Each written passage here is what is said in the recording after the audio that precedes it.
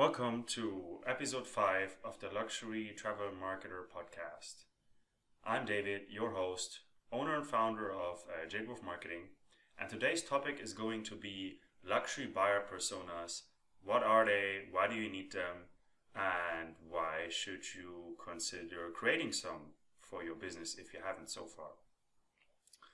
To start out, first of all, what is a buyer persona in general? So a buyer persona usually is a set of characteristics that describe different types of customers you usually might have or want to have in an ideal scenario. So we're talking about, your business might have been running for a couple of years, or it might be fresh. Doesn't really matter. You want to devote some energy and time and thinking to what your ideal customer would look like, or your best customers that you had in the past who spent the most money with your business, who were the most loyal, got you a bunch of referrals, which is especially important in luxury. So what are they made of? What do they look like? How old are they?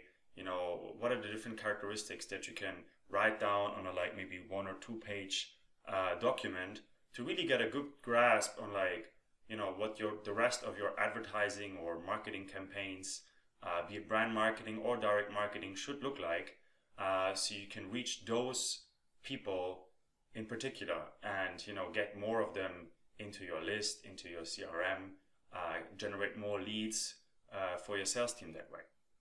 So it's a really an important strategic step that a lot of marketers and luxury marketers skip, which is a bad idea in my opinion.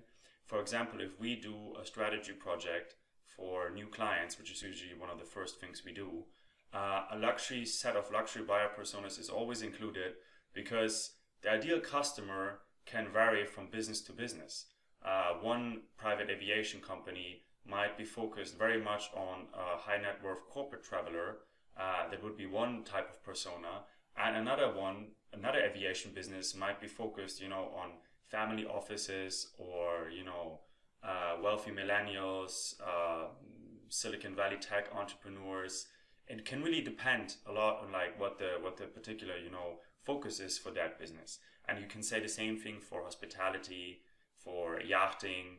A customer is not a good customer just because he has the income and the assets to afford the service or the product. So you should devote some time and energy into doing that, and we definitely recommend it. But so now that we know what buyer personas are, how do they fit into a bigger marketing strategy? Well, once you have the buyer personas, you can pretty much base a lot of your messaging, your copywriting, your branding, the type of media that you buy, the type of follow-up strategies that you develop, the type of landing page or online experience that you develop can be based on those personas. And as such, they are a part of what is called inbound marketing, made be popular by companies like HubSpot or Marketo. And it's really a strategic approach to, be a very customer-centric company when it comes to your marketing. And that doesn't mean necessarily giving up your luxury values to allow the customer to dictate everything. Quite the opposite. But it helps if you just understand who would have an interest in your services on a very deep level. So now that we know what a buyer persona is and what why we need it in luxury travel businesses, let's talk about the different aspects of it. So number one would be demographics. That is pretty easy. Even the most basic mainstream marketers usually segregate their audience into basic demographics, meaning gender, female, male, age. Are we looking at baby boomers, Gen X, millennials, Gen Z? Do we looking at certain life events, recently married, recently acquired a business, recently sold their business in luxury? That can be important demographical life events.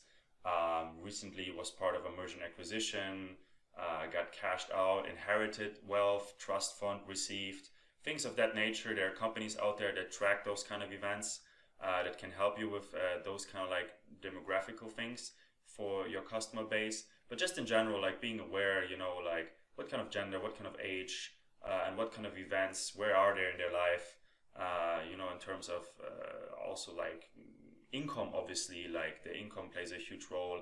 Like, are we looking at, people maybe with a six-figure income, low, mid, high six figures? Do we looking at people that have assets at least in $1 million or more?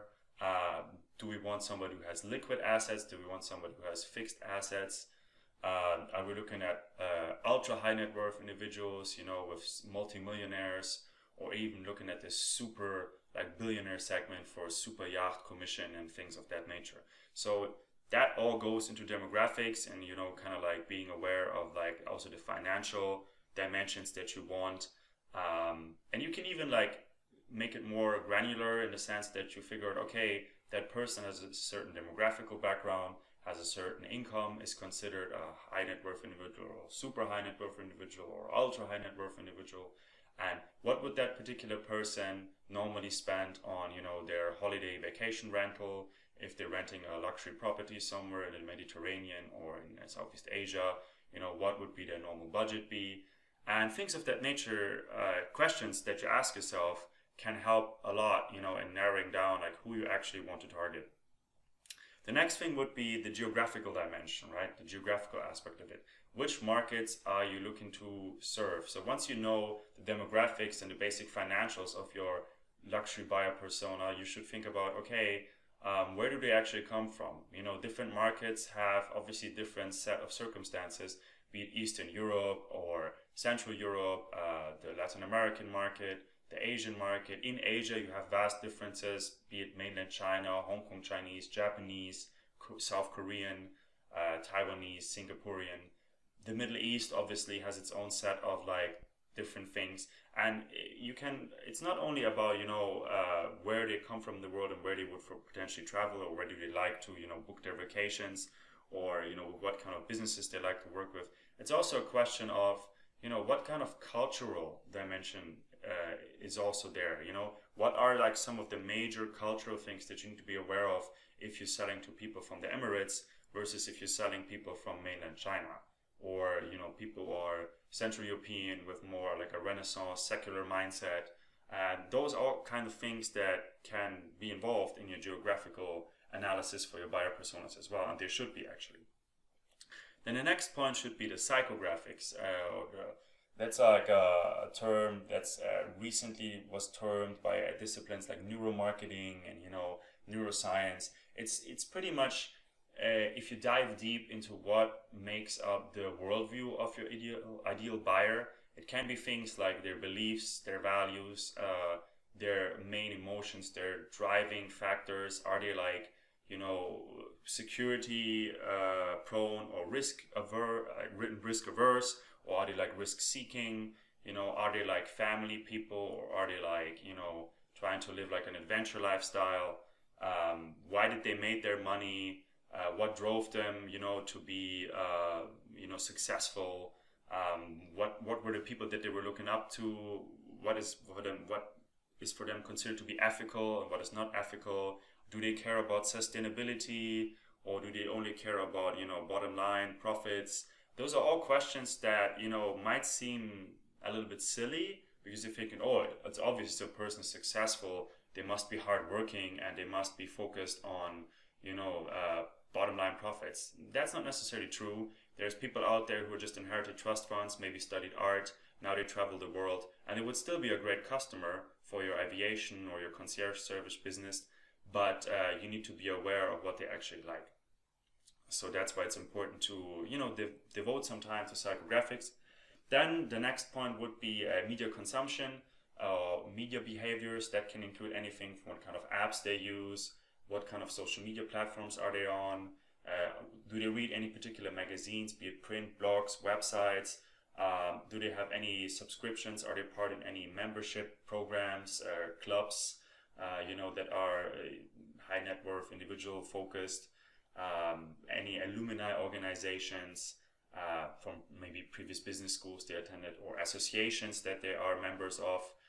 Any kind of like piece of information that can help you target media to them, or map your media strategy, your paid traffic strategy, to what they consume on a day-to-day basis. And if you can even go as far as to map out, their day, their average day, or their average week, or their average month in terms of like what kind of media do they consume and where do they get their information.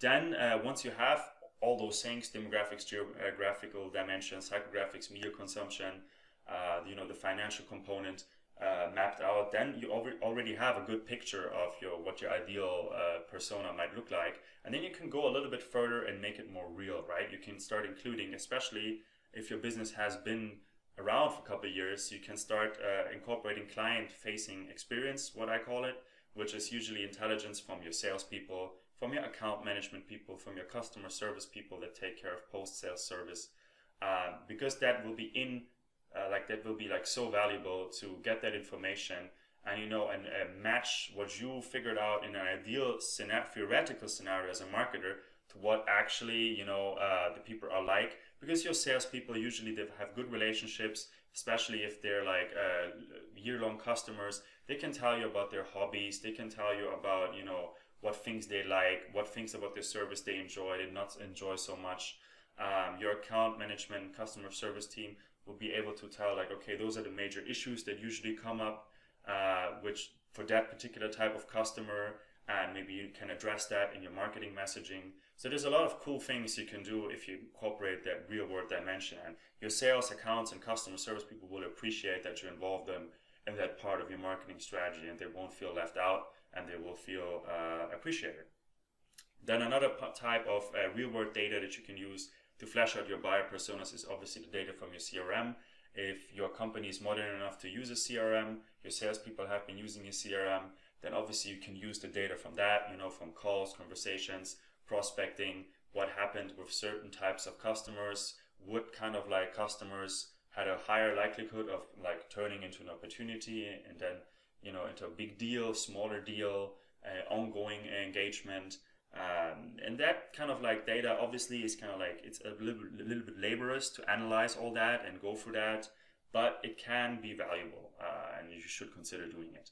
And last but not least, obviously, really important probably for their like general management, CEO, the C-level suit, is like the financial data, like what kind of buyer personas that you create have the highest likelihood of converting into large chunks of revenue for the company, and then looking at past deals, at your biggest successes in terms of revenue, the biggest sales that you made, the most loyal customers, and incorporating the type of like deals and packages and the types of volume that you were able to sell to them makes a lot of sense. And in luxury, there's a rule that you should segregate the people who have are most loyal and evangelist for your brand, and they buy a lot and they buy all the time, and treat them special compared to like people who may be one-off customers or people who maybe are just dabbling here and there. So that's like you can also incorporate the luxury strategy mentality a little bit into your buyer persona creation. Yeah, so that's on a basic rundown of what a buyer persona creation process could look like. Like I said, at Jadewolf Marketing, when we do a strategy project with people who are starting a relationship with us, we usually tend to do those with as much detail as we can. We ask a lot of questions, we have a lot of conversation. We can interview your team for you if, like, as a marketer, you like caught up in other things. So we really take time and we work hard to create personas that make sense and are realistic and make sense for, most of all in a larger strategy kind of like picture to drive more high net worth leads and luxury sales online. If you like this podcast, then make sure to subscribe to it. We're available on Stitcher, iTunes, Spotify, iHeartRadio. Just look for the Luxury Travel Marketer podcast. Obviously, you can find it on our homepage as well and on our social media channels. We post interesting content, articles, and obviously our own stuff on LinkedIn, on Instagram, on Twitter. Soon we're gonna start posting the podcast on YouTube as well. And we have obviously a website with all the information that you need if you want to start working with Jadewolf Marketing, if you are a luxury business active in aviation, hospitality, travel, concierge. And we would be happy to start a conversation with you and maybe see if we can do some strategy work for you and show you some ways how you can scale your business online without sacrificing your luxury value, your pricing power, your brand equity. And I hope you will tune back in next week. Our next episode's topic at this point is not clear yet, but it will probably be another, point in terms of like what a strategy, maybe a bigger strategy, should look like. If you have buyer personas, like, what are some other elements that you should be aware of if you want to, have a good roadmap to introducing new elements to your marketing mix if you're running a luxury travel business. So I hope to welcome you again next week, and I hope you enjoyed it. And again, check us out at www.jadewolfmarketing.com. Thank you, and see you next week.